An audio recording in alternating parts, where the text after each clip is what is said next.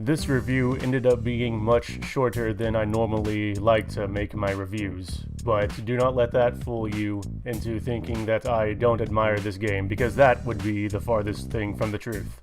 Guidelight Games is a larger, more successful, and overall more established studio than the ones that I normally like to cover, having Stray and Castle Crashers in their repertoire.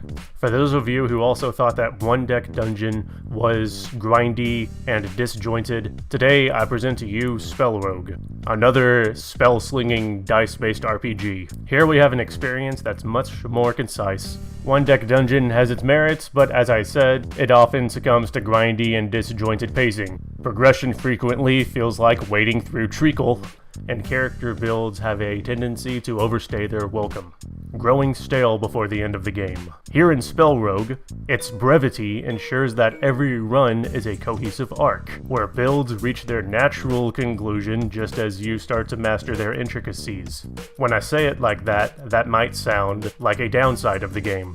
However, in SpellRogue, this pacing keeps the game fresh and prevents fatigue, a hallmark of thoughtful design. Kind of like in Hades, SpellRogue naturally invites repeated runs. The joy of SpellRogue lies not only in completing those runs, but also in peeling back its layers of unlocks, challenges, and synergies over time.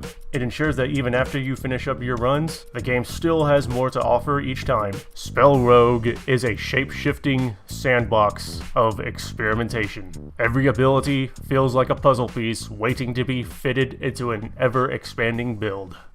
And each run has you looking forward to discovering new ways to create new Frankensteins.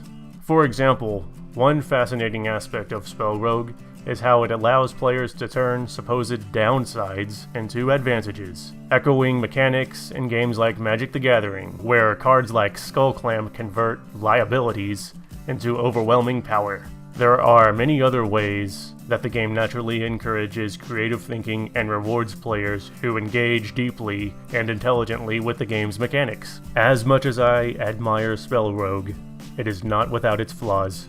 Chief among them is the ambiguity of many spell effects. Descriptions often leave players guessing about their exact functionality, leading to confusion and forcing trial and error to be able to completely understand the spells and abilities. For a game that demands precision and intelligence in its mechanics, this vagueness is a glaring oversight. This issue is exacerbated by the lack of standardized terminology for dice-related mechanics.